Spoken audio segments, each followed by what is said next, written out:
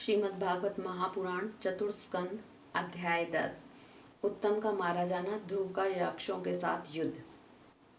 श्री मैत्री जी कहते हैं, विदुर जी, ध्रुव ने प्रजापति शिशुमार की पुत्री भ्रमी के साथ विवाह किया। उससे उसके कल्प और वत्सर नाम के 2 पुत्र हुए। महाबली ध्रुव की दूसरी स्त्री वायु पुत्री इला थी। उससे केवल उत्कल नाम के एक पुत्र और एक कन्या रतन का जन्म हुआ। उत्तम का अभी विवाह नहीं हुआ था कि एक दिन शिकार खेलते समय उसे हिमालय पर्वत पर एक बलवान यक्ष ने मार डाला। उसके साथ उसकी माता भी परलोक सिधार गई। ध्रुव ने जब भाई के मारे जाने का समाचार सुना तो वे क्रोध, शोक और उद्वेग से भरकर एक विजयप्रद रथ पर सवार हो यक्षों के देश में जा पहुंचे। उन्होंने उत्तर दिशा में जाकर हिमालय की घाटी में यक्षों से भरी हुई अलकापुरी देखी। उसमें अनेकों भूत, प्रेत, पिशाच आदि रुद्र अनुचर रहते थे। विदुर जी वहां पहुंचकर महाबाहु ध्रुव ने अपना शंख बजाया और संपूर्ण आकाश और दिशाओं को गुंजा दिया। उस शंख ध्वनि से यक्ष पत्नियां बहुत डर गई। उनकी आंखें भय से कातर हो उठी। वीरवर विदुर जी, महाबलवान यक्ष वीरों को वह शंखनाद सहन न हुआ, इसलिए वे तरह तरह के अस्त्र शस्त्र लेकर नगर के बाहर निकल आए और ध्रुव जी पर टूट पड़े। महारथी ध्रुव प्रचंड धनुर्धर थे। उन्होंने एक ही साथ उनमें से प्रत्येक को 3-3 बाण मारे। उन सभी ने जब अपने अपने मस्तकों में 3-3 बाण लगे देखे, तब उन्हें विश्वास हो गया कि हमारी हार अवश्य होगी। वे ध्रुव जी के इस अद्भुत पराक्रम की प्रशंसा करने लगे।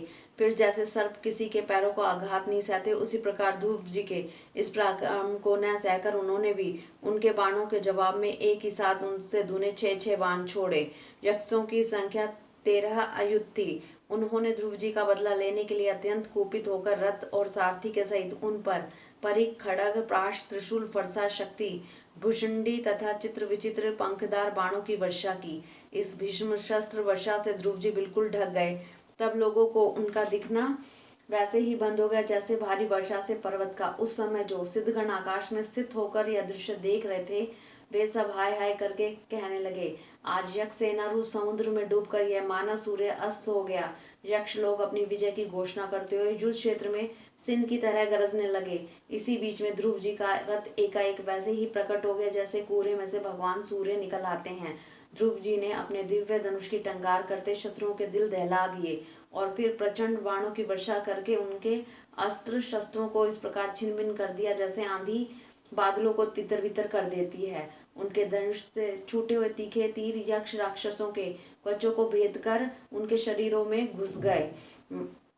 ध्रुव जी के बाणों से कटे हुए यक्षों के सुंदर कुंडल मंडित मस्तकों से, सुनहरी ताल वृक्ष के समान जांघों से, वलय विभूषित बाहुओं से, हार, भुजबंद मुकुट और बहुमूल्य पगड़ियों से पटी हुई उन वीरों के मन को लुभाने वाली समर भूमि बड़ी शोभा पा रही थी। जो यक्ष किसी प्रकार जीवित बचे, वे क्षत्रिय प्रवर ध्रुव जी के बाणों से प्राय अंग अंग छिन्न भिन्न हो जाने के कारण युद्ध क्रीड़ा में सिनके से परास्त हुए गजराज के समान मैदान छोड़कर भाग गए। नरश्रेष्ठ ध्रुव जी ने देखा कि उस विस्तृत रणभूमि में अब एक भी शत्रु अस्त्र शस्त्र लिए उनके सामने नहीं है, तो उनकी इच्छा अलकापुरी देखने की हुई, किंतु वे पुरी के भीतर नहीं गए। ये मायावी क्या करना चाहते हैं, इस बात का मनुष्य को पता नहीं लगता। सारथी से इस प्रकार कहकर वे उस विचित्र रथ में बैठे रहे तथा शत्रु के नवीन आक्रमण की आशंका से सावधान हो गए। इतने में ही उन्हें समुद्र की गर्जना के समान आंधी का भीषण शब्द सुनाई दिया तथा दिशाओं में उठती धूल भी दिखाई दी। एक क्षण में सारा आकाश मेघमाला से घिर गया। सब और भयंकर गड़गड़ाहट के साथ बिजली चमकने लगी।